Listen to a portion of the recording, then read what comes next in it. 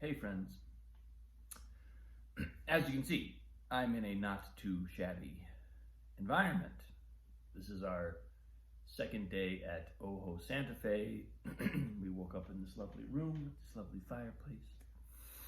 And I've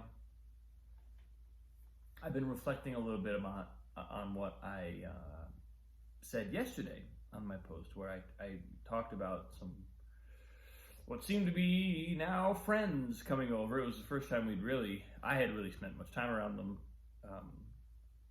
Katie works with one of them, so they were familiar. But anyway, we had this really fantastic evening, and one of them named something for me in the way that I relate to the world.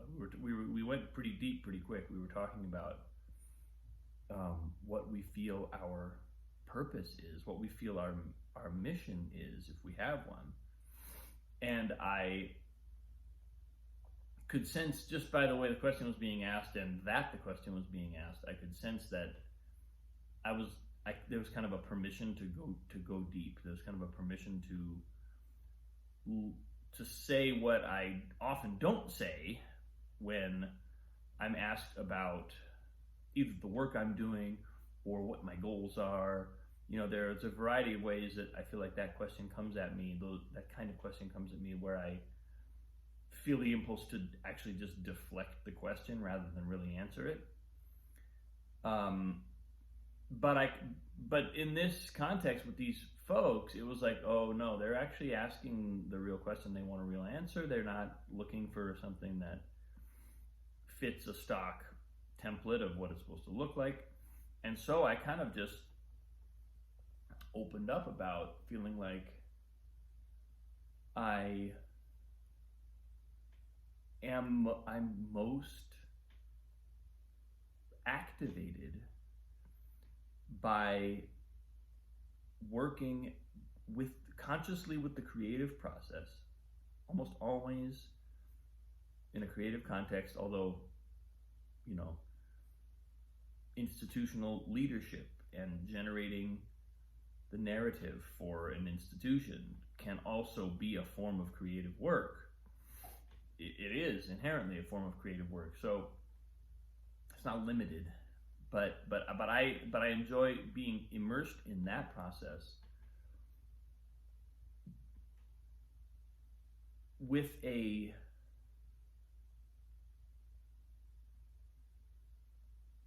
awareness of the fact that the process is really a form of consciousness expanding practice for an individual or for each individual. And ultimately there's a collective element to it as well. I think the particular form of expansion that happens is really kind of up to the individual, but it can be made available to an entire group simply by engaging in the process in a certain way. And then people show up with their level of willingness, their level of capacity to really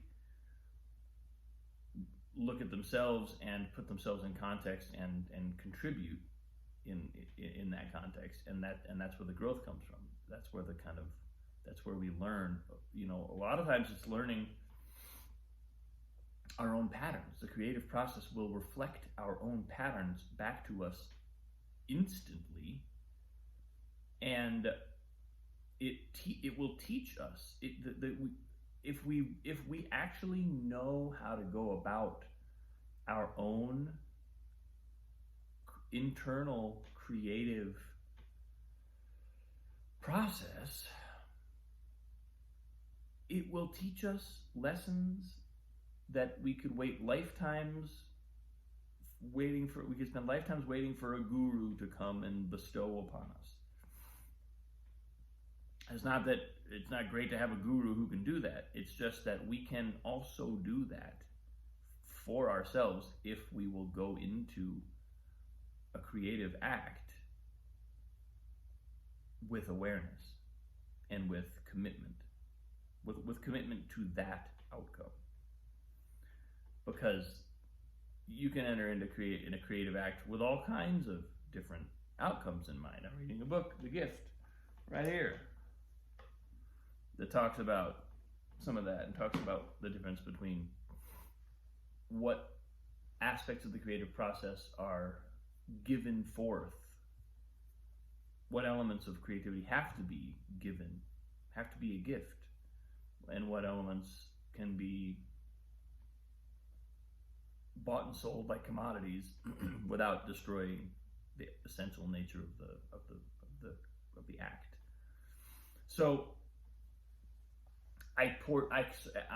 last night and yesterday on my post I talked a little bit about that. Sorry for folks who watched yesterday. This is kind of a recap, but I was thinking about this, because one of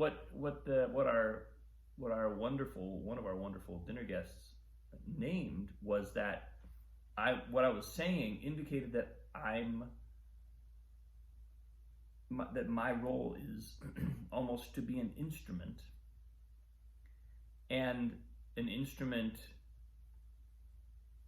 is defined by the person playing it or by the context in which it's playing.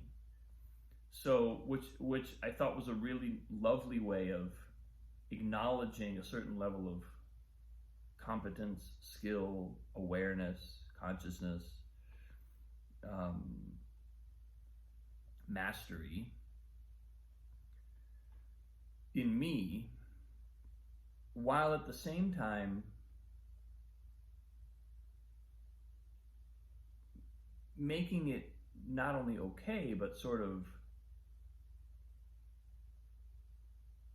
almost necessary or just very apparent why I don't have a kind of self-initiated drive to do this thing or accomplish that goal or make it to this place in this industry, right? Which is something that I've always kind of noticed in myself. Well, I don't know if I really have that. I've had bursts of it, and I have been in contexts with other people where I pick up on, I think, the collective urge or the collective impulse to succeed at a certain thing. But you turn me loose again, and I'm like, oh, well, that was nice, and I'm glad we worked on that, and I really contributed a lot to that, but I don't know that I'm going to go do that on my own now.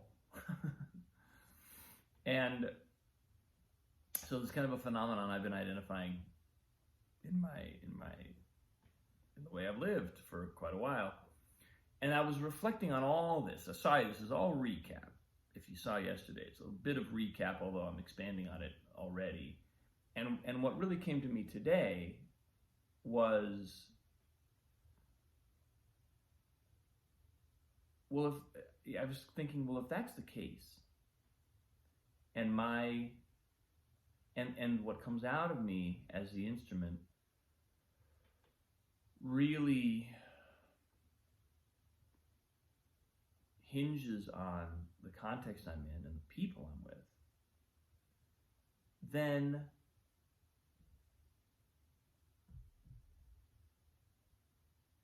what if I stop attempting to find a goal or even a purpose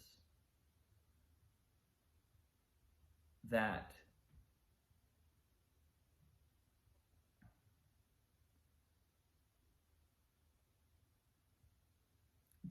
I throw myself behind? If one of those things were coming to me naturally, or were organically growing out of me, I think I would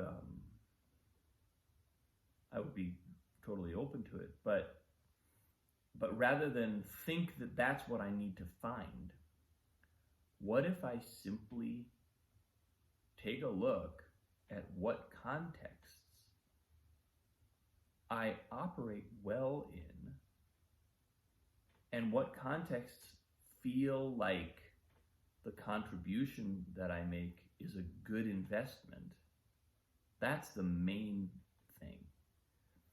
Because I can get very attached, very invested in all kinds of things. But it's like, is that really the way to invest my time and energy? And a lot of times I'll spend time and energy doing something and then come out of it and be like, well, that kind of left me. Now I've spent a bunch of time and energy, but I haven't really moved. But the investment that I've made doesn't take me forward in a way that feels like it was worth that time and investment necessarily. I don't necessarily see the payoff. And that's one of the dangers of being an instrument without having a kind of clear kind of compass of orientation, like this is where I am meant to spend my energy. That kind of purpose can be there can be a liability of just kind of being blinded by it, but it at least means that a person knows how to evaluate their own performance. And they know, someone who has a really strong purpose knows whether they're on track or off track. They know whether they're making progress or experiencing obstacles. You kind of know because you have a reference point to something. And I think as nice and as kind of acknowledging as the description was that I'm an instrument,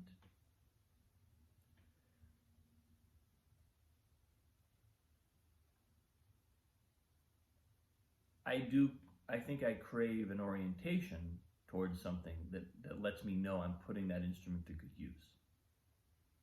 I'm not spinning my wheels. I'm not doing a beautiful job of really doing excellent work in a domain that ultimately doesn't matter that much to me. So that's what I've come to today. It's kind of like I'm letting these insights kind of percolate in me, and I can tell. And what I know is that I can't muster up the gumption to just go get her and accomplish this goal. Like, that's not going to happen organically, probably. In order to do that, I need somebody else to give me a goal, and then I can do it. But then again, we're into the same old thing of like, is this really what I want to spend my energy on, or is it just kind of like something to do? So I think the insight that I'm taking away from this is I can survey the contexts in which I operate, and even some in which maybe I haven't operated that much, and take a look at where do I think an investment of my level of time, of mastery, of skill, of personal awareness, and time and energy will be a good investment. Because that's a doable assignment. That's not, I don't have to conjure something out of thin air that's going to make me want to go do it and accomplish that goal. I don't have to do that. I just need to look around, pay attention, listen, meditate, and then ultimately also decide. It's not about not ever having clarity. It's just about the clarity might come in a different way. And the clarity might be a decision and the feeling of, oh, now I'm 100% invested. Now this makes total sense. Now it's a goal I want to accomplish. That feeling might come after the decision has been made to pursue it, because that's how it works with an instrument. You start playing the instrument, and then the music starts to happen, and it starts to make sense. There starts to be a direction to it. But it means I have a chance right now to make a really clear choice from a place of centeredness and from a place of non-compulsive move in an important direction. So that's what's coming to me today. Thank you for watching. I appreciate you. My next post will unfortunately not be from Ojo Santa Fe, but we've had a lovely time. Have a great day. I'll see you soon.